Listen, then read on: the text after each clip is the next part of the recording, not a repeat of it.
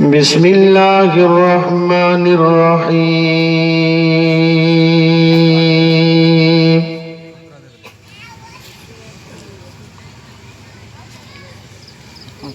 الحمد لله نحمده ونستعينه ونستغفره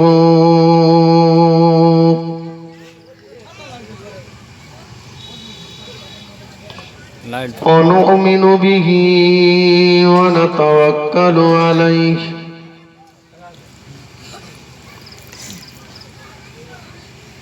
ونعوذ بالله من شرور أنفسنا ومن سيئات أعمالنا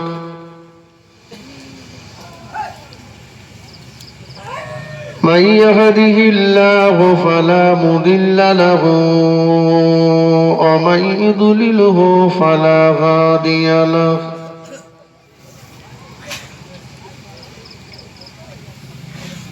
وأشهد أن لا إله إلا الله وحده لا شريك له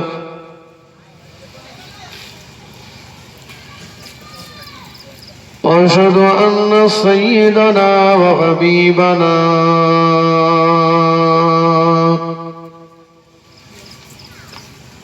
ومولانا محمدا عبده ورسوله صلى الله عليه وسلم قال الله تعالى أيضا في كتابه مخبرا وآمرا إن الله وملائكته يصلون على النبي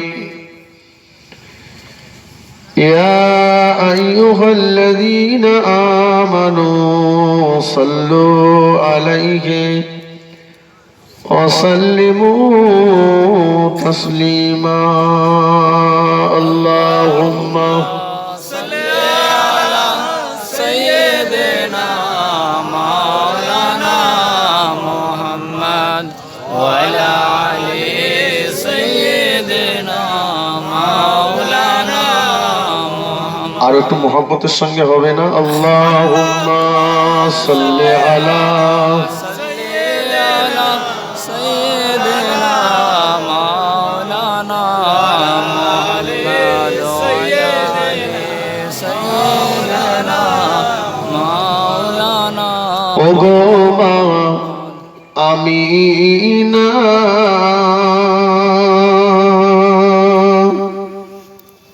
তোমার কুড়ে ঘরে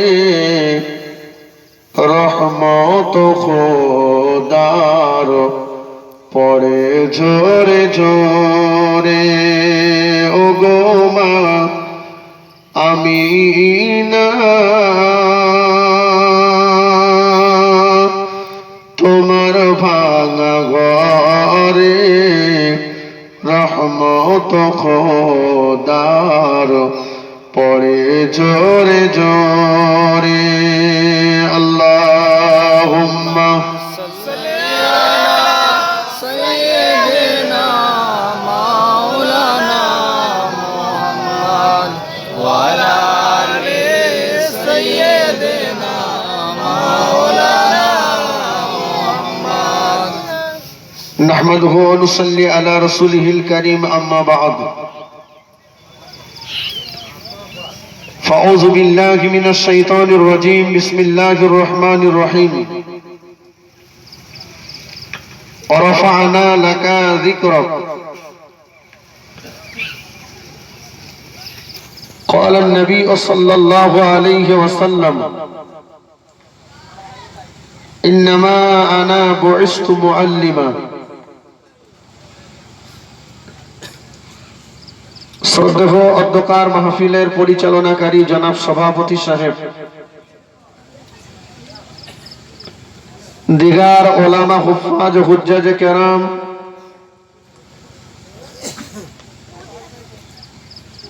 বিদায়ী বক্তা বন্ধুবর মৌলানা সাহেব,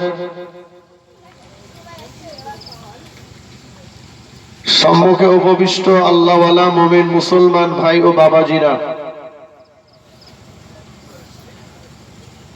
পর্দার আড়ালে অবস্থিতা পর্দানাসীনা মা ও বোনেরা,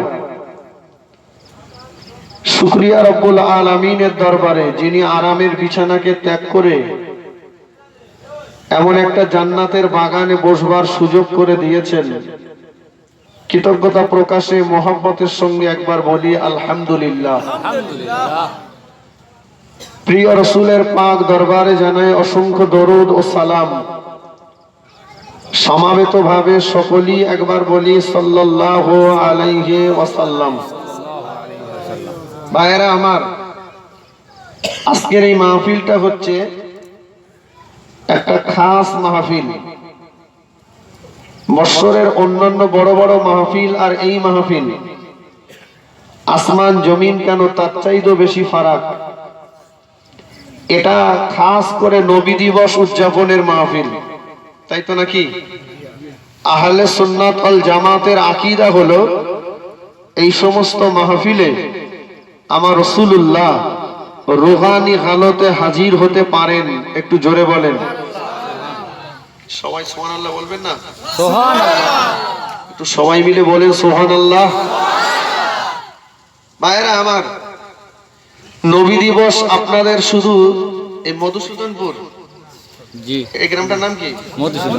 শুধু মধুসূদনপুরে নয়, গোটা বিশ্ব জুড়ে নবী দিবস উদযাপিত হয় রবিউল আউয়াল মাসে। খোদ রাসূলুল্লাহ যে ঘরটাতে জন্ম নিয়েছিলেন, সৌদি সরকার যেটাকে একটা লাইব্রেরি বানিয়ে রেখেছে, এই মৌলুদুন নবী, এখানেও প্রতি বছর রবিউল আউয়াল মাসে নবী দিবস উদযাপিত হয়। জোরে বলুন সুবহানাল্লাহ।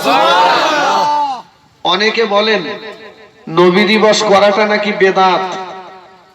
আমার তো মনে হয় বেদাত সম্পর্কে কোনো কাণ্ডজ্ঞানী তাদের নেই। নবীর জামানায় ছিল না, সাহাবীদের জামানায় ছিল না, সেটা যদি বেদাত হয়, ভাই আমি আপনি আমাদের বাপ দাদা 14 পুরুষ এরা কি নবীর জামানায় ছিল? কথা বলেন না? জি না। বেদাতের ভাগ রয়েছে। রাসূলুল্লাহর হায়াতে জিন্দেগিতে নবী পাকের সাহাবীরা নবী দিবস পালন করেছেন। একটু সুবহানাল্লাহ বলেন। হযরত আবু আমির রাদিয়াল্লাহু আনহু রাসূলের হায়াতে জিন্দেগিতে নবী দিবস করেছেন। রাসূলুল্লাহ ওই মাহফিলে হাজির হয়ে তাদেরকে গুনাহ মাফের সুসংবাদ দিয়েছেন। একদিন আবু আমির তার পরিবারস্থ মানুষদের নিয়ে এরকম রাস্তার ধারে রাসূলুল্লাহ জীবন চরিত আলোচনা করছেন।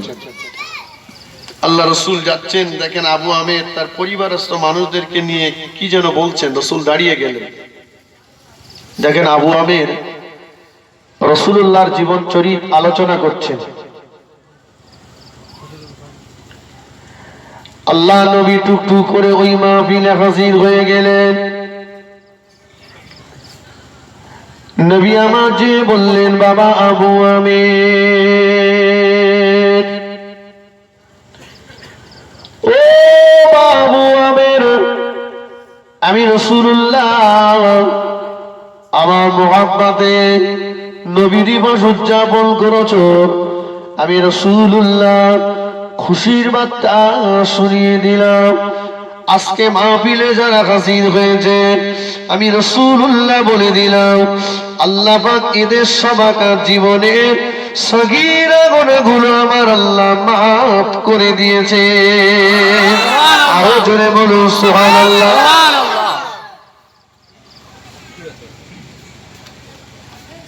ওই মাহফিল আর এই মাহফিলের অনেক গুরুত্ব বাবা, কথা বুঝতে পেরেছেন?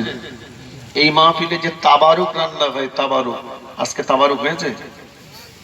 তাবারুক হয়েছে না? তাবারুক মিষ্টি, আরে মিষ্টি হোক, এটাও তাবারুক, এই মিষ্টিটাও তাবারুক। কে বলেছে তাবারুক না? এই মাহফিলে তাবারুকের গুরুত্ব রয়েছে, জানেন?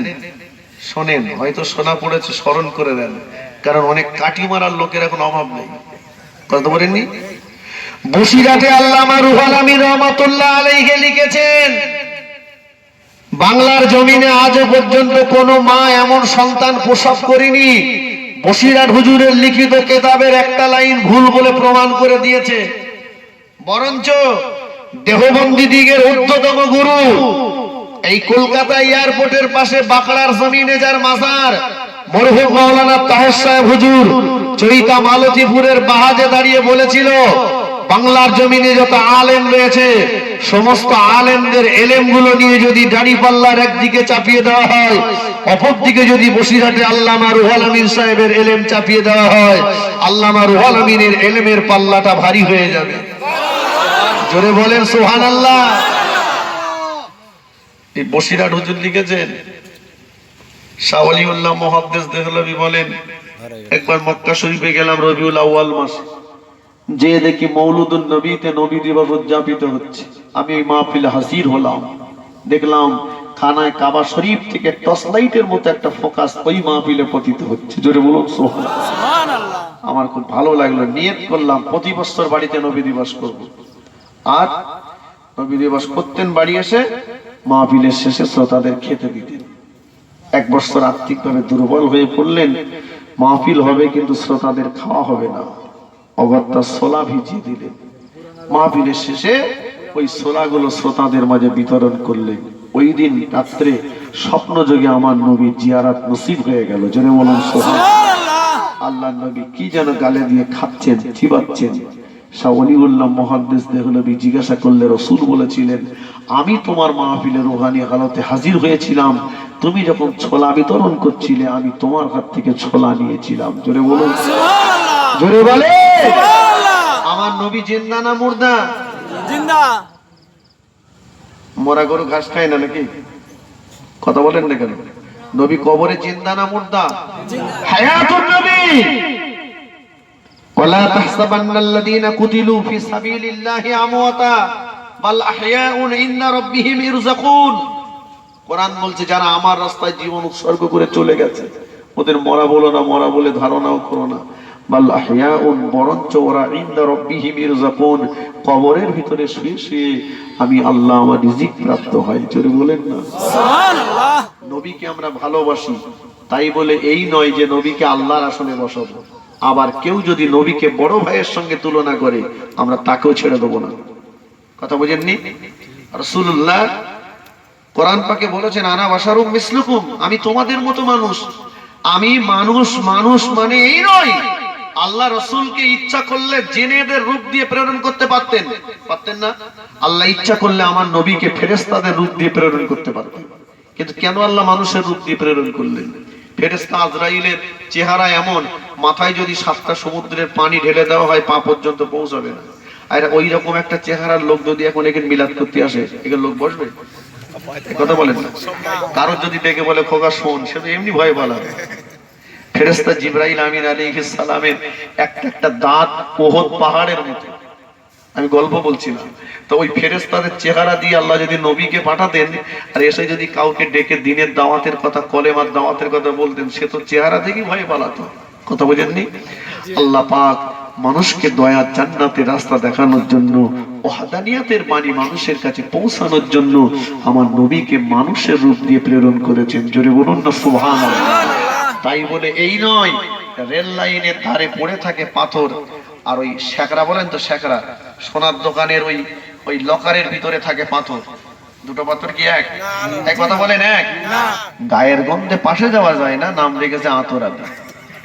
কথা বুঝলেননি? কিছু আছে ঠেলা দিলে উল্টে পড়ে, নাম কিন্তু হিম্মত আলী। বুঝতে পেরেছেন? যে আমার নবীর পায়খানা কেউ কোনোদিন চোখে দেখতে পাইনি। জানেন, আমার নবী পেশাব করতেন মাঝে মাঝে পেয়ালায়। একদিন উম্মে আয়মানকে বলছেন পেশাবগুলো ফেলে দাও। উম্মে আয়মানের মনটা মলিন। কি হলো গো? বলছে, হুজুর রাত্রে আমার পানি পিপাসা লেগেছিল, ওগুলো আমি পানি মনে করে খেয়ে ফেলেছি। খেয়ে ফেলা একরকম জিনিস, আর পানি মনে করাটা আর একরকম জিনিস। পানি মনে করে খেয়েছে মানে ওই পেশাবে গন্ধ ছিল। এই কথা বলেন। আমাদের যা, ও যদি হাফ গ্লাস ঘরের ভেতর রাখা হয়, সে ঘরে বাস করা যাবে? আর হাফ গ্লাস যদি কেউ ভুল করে খেয়ে ফেলে, ওষুধই তার কাজ হবে?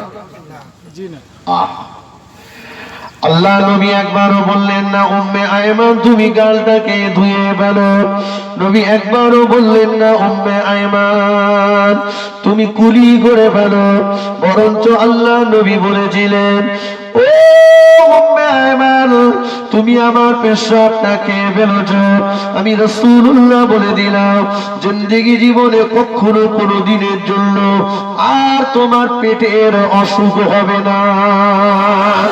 আরেকটু জোরে বলুন সুবহানাল্লাহ। গল্প বলছি না, মাদারিজুন নবুওয়াত কিতাবটার নাম লেখক শাহ আব্দুল হক মুহাদ্দিস দেহলভী রাহমাতুল্লাহ আলাইহি লিখেছেন, সেই দিন থেকে নিয়ে উম্মে আয়মান যতদিন বেঁচে ছিল কোনোদিন আর পেটের অসুখ হয়নি। একটু জোরে বলুন সুবহানাল্লাহ। কেলানি বলছে নবী বড় ভাইয়ের মতো, কথা বলেননি? হযরত কাতাদা রাদিয়াল্লাহু আনহু বলতেন আমি রাসূলুল্লাহর সঙ্গে সফরে বার হলাম, আমার নবী ইস্তেনজায় গেলেন, আমি অপেক্ষা করছি, ইস্তেনজার পরে ওই জায়গাটাতে গেলাম, কিছুই দেখতে পেলাম না, তিনটে মাটির ঢিলা দেখতে পেলাম যেটাকে রাসূলুল্লাহ কুলুপ আকারে ব্যবহার করেছিলেন। আমি ওই পেশাবের ওই কুলুপের ঢিলা তিনটাকে আমার হাতের উপরে তুললাম, আমি ওই ঢিলার ভিতর থেকে মেশক আম্মারের খুশবু বাহির হতে দেখলাম। জোরে বলুন না সুবহানাল্লাহ। নবী আমাদের মতো, মনে রাখবেন রাসূলের সঙ্গে বেয়াদবি করলে কখনোই আল্লাহ পাওয়া যাবে না। আল্লাহকে পেতে গেলে রাসূলের ইত্তেবা করতে হবে, অনুসরণ করতে হবে। আমার নবীর শান, আমার নবীর মর্যাদা, আমার নবীর কদ আল্লাহ পাক সবচাইতে বেশি করে দিয়েছেন। জয় বলুন না সুবহানাল্লাহ। কথা বুঝেছেন? আল্লাহ পাকের নবী হযরতে মুসা আলাইহিস সালাম কালিমুল্লাহ, আল্লাহ পাকের সঙ্গে কথা বলতেন। নবী ইব্রাহিম ছিলেন খলিলুল্লাহ, আর আমাদের নবী ছিলেন হাবিবুল্লাহ। খলিলুল্লাহ, খলিল বলা হয়, খলিল শব্দ বন্ধু, হাবিব বন্ধু, কিন্তু দুটো বন্ধুর ভিতরে পার্থক্য আছে। খলিলুল্লাহ যিনি আল্লাহকে যার ব্যবহারে খুশি করেছেন তিনি হচ্ছেন খলিলুল্লাহ, আর স্বয়ং আল্লাহ যাকে খুশি করতে চেয়েছেন তিনি হলেন হাবিবুল্লাহ। জোরে বলুন না সুবহানাল্লাহ। ইব্রাহিম খলিলুল্লাহ কর্মে আমার আল্লাহকে খুশি করছেন, আর আমার আল্লাহ আমার নবীকে খুশি করছেন। কথা বুঝেননি? আমার নবী মক্কা থেকে যখন মদিনায় চলে গেলেন, মদিনায় যে আমার রাসূলুল্লাহ কাবা পরিবর্তন হয়ে গেল, আজ অনেকবার শুনেছেন বাইতুল মুকাদ্দাসের দিকে আমার নবী আসমানের দিকে ফিরে তাকান, মনে মনে করছেন আল্লাহ খানায় কাবা যদি কিবলা হতো। আল্লাহ বলে হাবিব আসমানের দিকে চেয়ে বিড়বিড় করে মনে মনে যেটা বলেন ওটা আমি আল্লাহ জানি। জোরে বলুন না সুবহানাল্লাহ। জান আজ থেকে আমি আল্লাহ কাবা পরিবর্তন করে দিলাম, কিবলাকে কাবা বানিয়ে দিলাম। জোরে বলুন না সুবহানাল্লাহ। কথা বুঝেছেন? বড় দুঃখ লাগে, আফসোস লাগে, কষ্ট হয় যে আমরা সৃষ্টির সেরা মানুষ হয়ে আমরা নবীকে চিনতে পারিনি, নবীর সঙ্গে বেয়াদবি করেছি। নবীর নামে দরুদ পড়তে আমাদের কষ্ট, কলেমা শরীফ পড়তে আমাদের কষ্ট, নবীর নাম নিতে কষ্ট, অথচ আমরা সৃষ্টির সেরা মানুষ। কথা বুঝেননি? নবীর নাম নিতে কষ্ট, দরুদ পড়তে কষ্ট, নবী দিবস করতে কষ্ট, নবী দিবসে পয়সা দিতে আমাদের কষ্ট। জি, কথা বুঝতে পেরেছেন? নবী দিবসে পয়সা দিতে কষ্ট, অন্য জায়গায় কষ্ট। জানেন আমরা মানুষ করিনি, কিন্তু একটা সাপ 750 বছর নবীর জন্য ইন্তজার করেছে। একটু জোরে হবে না সুবহানাল্লাহ। ঈসা নবীর জামানায় একটা সাপের বয়স হচ্ছে 150 বছর। এই কত বছর বলেছি? 150 বছর। 150 শোনেন, ঈসা নবীর মুখে আমার নবীর আগমনের কথা শুনেছে।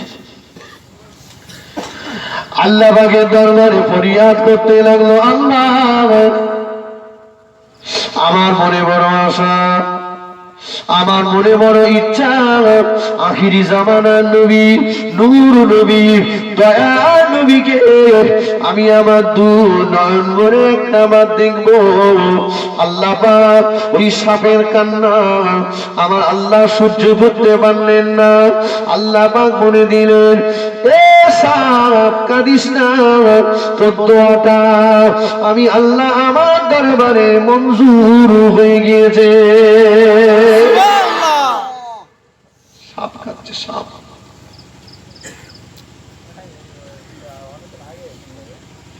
দেখতে দেখতে দেখতে দেখতে সাপের বয়স হয়ে গেছে 500 বছর। কত বছর? 500। জয়ীব হয়ে গেছে, বুড়ো হয়ে গেছে, কমচুরি হয়ে গেছে। আল্লাহ, আমি যদি এখন বাইরে বার হই আর লোকে যদি আমার দেখে, আমার তো মেরে ফেলবে, আমার আর নবী দেখা হবে না। কোথায় গেলে নবীকে পাবো আল্লাহ? আল্লাহ বললেন, সাপ চলে যা, এই গাঁড়ে সুরের গুহার ভিতরে যে আত্মগোপন কর, ওখানেই আমি আমার হাবিবকে পৌঁছে দেবো। চলে বলুন না সুবহানাল্লাহ। সাপটা ওই গাঁড়ে সুরের গুহাতে আত্মগোপন করলো।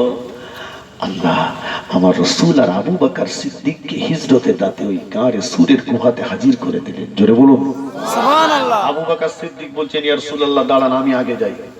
আবু বকর গুহার ভিতরে চলে গেলেন। যে কেতাবের ভিতরে এসে 100 ছিদ্র।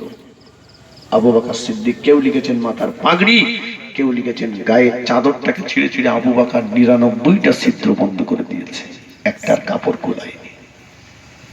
আবু বকর সিদ্দিক গোড়ালিটা ঢুকিয়ে দিয়ে বসে গেছে।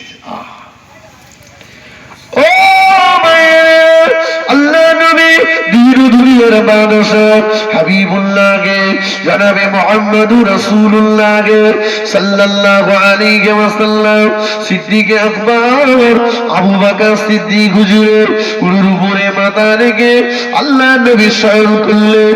নবী আমার ক্লান্ত শরীর নিয়ে আবু বকরের উরুর উপরে মাথা দিয়ে আল্লাহ নবী তন্দ্রাচ্ছন্ন হলে ওই সাপ গুহার ভিতরে বড় ব্যাকুল হয়ে যায়।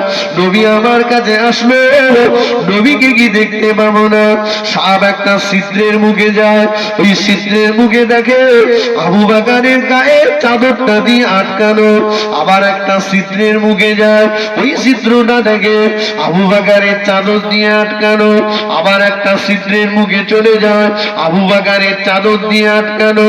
সাপ সইতে না পেরে আবু বকরের গোড়ালিতে দংশন করলো। বিষক্রিয়া শুরু হয়ে গেল। সিদ্দিকে আকবর কদম নাড়ান না, আমার নবীর ঘুমের ব্যাঘাত হবে বলে আবু বকর কদম নাড়ায় না। সাপ দেখলো আবু বকর কদম নাড়ায় না, সাপ আবার আবু বকরের কদমে দংশন করলো। বিষক্রিয়া আবু বকরের গোটা শরীরটা সবুজ হয়ে গেল। আবু বকর সিদ্দিক হুজুরে টপ টপ করে দুবোটা চোখে পানি আমার নবীর চেহারা মোবারকে পড়ে গেল। আমার নবী ঘুমটা ভেঙে গিয়েছে, চক্ষুটা হালকা করলেন। ও আবু বকর, বিবি বাচ্চার কথা কি মনে পড়লো? ও আবু বকর, আব্বা মায়ের কথা কি মনে পড়লো? হিজরত তোমায় করতে হবে না। আবু বকর সিদ্দিক বলল, ইয়া রাসূলুল্লাহ, ইয়া হাবিবাল্লাহ, আবু বকর আব্বা আপনার কদম তলে কুরবানি হয়ে যায়। আবু বকরের বিবি বাচ্চা আপনার কদম তলে কুরবানি হয়ে যায়। আব্বা মায়ের কথা মনে পড়িনি, বিবি বাচ্চার কথা মনে পড়িনি। হুজুর মনে হয় একটা সাপ আমার পায়ে দংশন করেছে। আল্লাহ নবী বললেন, ও আবু বকর, প্রথম যখন তোমাকে দংশন করলো কেন তুমি কদমটা নাড়িয়ে দিলে না? আবু বকর সিদ্দিক বলল, ইয়া রাসূলুল্লাহ, হাবিবাল্লাহ, ওই সাপটা আবু বকরের পায়ে দংশন না করে ওই সাপটা যদি আবু বকরের কলিজাতে দংশন করত, আবু বকর বিশ্ব নবীর ঘুমের ব্যাঘাত হতে দিত না। আর একটু জোরে বলুন সুবহানাল্লাহ। আমার নবীর মতো এত বড় ডাক্তার আল্লাহ গোটা পৃথিবীতে আর কাউকে বানাননি। আল্লাহ নবী মুখের লালা মোবারকটা বার করে আবু বকরের ক্ষতস্থানে লাগিয়ে দিলে সঙ্গে সঙ্গে জ্বালা যন্ত্রণাটা ঠান্ডা হয়ে গেল। সাপটা বাইরে বার হয়ে আসলো, সাপ বাইরে বার হয়ে আসলো। ইয়া রাসূলুল্লাহ, হাবিবাল্লাহ, হুজুর বেয়াদবি ক্ষমা করুন, বেয়াদবি ক্ষমা করুন। একটা দুটো মাস না, একটা দুটো বছর না হুজুর, আমি 750 বছর ধরে অপেক্ষা করছি আপনাকে দেখবার জন্য। জোরে বলুন না সুবহানাল্লাহ। ক বছর হয়েছে? 750 বছর। কথা বুঝেননি? আমার সোনার মানিকেরা, আমার নওজওয়ানেরা, আমার যুবকেরা, আমার ভাইয়েরা, আমার রসুলকে কেউ যদি ক্ষতি করতে আসে আল্লাহ তাকে ছেড়ে দেবে? কথা বলেন, আল্লাহ ছেড়ে দেবে না। এক ইহুদির বাচ্চা আমার নবীকে ক্ষতি করবে, ইহুদির বাচ্চা আমার রসুল পাক সাল্লাল্লাহু আলাইহি ওয়াসাল্লামের ক্ষতি করবে। যে শোনেন, ইহুদির বাচ্চা আমার নবীকে আল্লাহ যে বাঁচাবে। ভাই আগের বক্তা কি বলে গেছে আমি তো জানি। জি আমার কথা শুনেন, অস্খেয়াল করেন। জি ঠিক জায়গায় চলে যাবে ইনশাল্লাহ। জি ইহুদির বাচ্চা আমার রাসূলের পাক সাল্লাল্লাহু আলাইহি ওয়াসাল্লামের ক্ষতি করবে। মনে আশা মুহাম্মদের দলের লোক বেড়ে যাচ্ছে মুহাম্মদকে ক্ষতি করবে। শোনেন, ইহুদির বাচ্চা ছোট্ট একটা কুকুর পুষেছে, কুত্তা। একটা কুকুরের বাচ্চা ইহুদির বাচ্চা এনে মানুষ করছে, ওরে বড় করছে। এই অবস্থা হয়ে গেছে, কুকুরের অবস্থা হয়ে গেছে।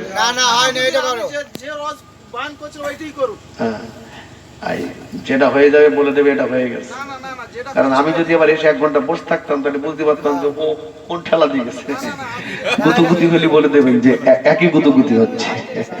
আসলে আজকে তো শুধু নবীর আলোচনা হবে, অন্য আলোচনা হবে না। কি বলেন? জি রাসূলুল্লাহর আলোচনা। ইহুদির বাচ্চা একটা কুকুর পুষেছে। কি ইচ্ছা হলো মুহাম্মদকে কুকুর দিয়ে খাওয়াবে। অনেকে বলে না যে তোর কুকুর দিয়ে খাওয়াবো। ইহুদির বাচ্চা নিয়ত করেছে আমার রাসূলুল্লাহকে কুকুর দিয়ে বেইজ্জতি করাবে। জোরে বলুন নাউজুবিল্লাহ। কুকুর কিন্তু খুব প্রভু ভক্ত প্রাণী, বুঝতে পারেননি? কুকুর নিজের জীবন দিয়ে দেবে কিন্তু মালিকের ক্ষতি হতে দেবে না। কথা ঠিক কিনা? দেখবেন কুকুর অনেক সময় নিজের জীবন দিয়েছে কিন্তু মালিকের ক্ষতি হতে দেয়নি। দেখতে দেখতে দেখতে দেখতে কুকুরটা 18টা বছর ধরে কুকুরকে পুষেছে। ক বছর? 18 বছর। এবারে আমার নবীকে দাওয়াত করছে। ইহুদি আমার নবীকে দাওয়াত করতে এসেছে, তো আল্লাহ রাসূল ইতস্তত বোধ করছেন ইহুদির দাওয়াত নেব না। আল্লাহ বলেন, হাবিব ওই দাওয়াতটা আপনি গ্রহণ করেন, কবুল করেন। আমি আল্লাহ আপনার দাওয়াত কবুল করা আর ইহুদির দাওয়াত দেওয়া এই দুটোর মাঝখানে ইহুদির হেদায়েত রেখেছি। জোরে বলুন না সুবহানাল্লাহ। আল্লাহ নবী দাওয়াতটা কবুল করলেন। রাসূলুল্লাহ গেলেন। ইহুদির ইচ্ছা যেই রাসূল যাবেন কুকুরটাকে ছেড়ে দেবেন, লিলিয়ে দেবেন, কুকুরটা আমার নবীকে দংশন করবে।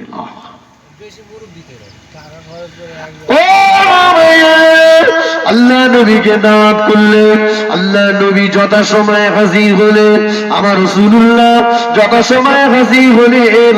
ইহুদি বাচ্চা ওই কুকুরটাকে ছেড়ে দিলেন। ওই কুকুরটা আল্লাহ নবীর সামনে দিয়ে 4টে কদম 4টে পা আল্লাহ জমিনে গেড়ে দিয়ে আদমের সঙ্গে বসে আমার নবী নূরের মুখটার দিকে চেয়ে আছে। তুমি বলেন না সুবহানাল্লাহ। আমার নবীর চেহারার দিকে দেখলে 7 দিনের ক্ষুধা নিবারণ হয়ে যেত। ইহুদি অবাক, এর 18টা বছর ধরে খাওয়ালাম মুহাম্মদের মারার জন্য, আর এ পা গেড়ে দিয়ে মুহাম্মদের দিকে কি দেখছে।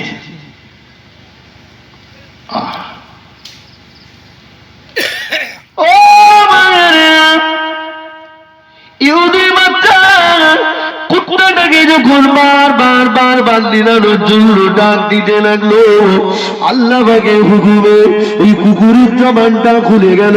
ওই কুত্তাটা বলতে লাগলো, শুনে রাখো ইহুদির বাচ্চা, আমার ধরে 1 যারা পরিমাণ জান থাকতে আমি নিজে তো রাসূলুল্লাহর একটা লোমেরও ক্ষতি করব না, আর আমি দুনিয়ায় জীবিত থাকতে রাসূলুল্লাহর একটা লোমেরও ক্ষতি হতে দেব না। আরেকটু জোরে বলুন সুবহানাল্লাহ। কুকুর আমার নবীর ক্ষতি হতে দেবে না, কিন্তু মুসলমানের বাচ্চা নবীর চরিত্র নিয়ে টানাটানি করেছে।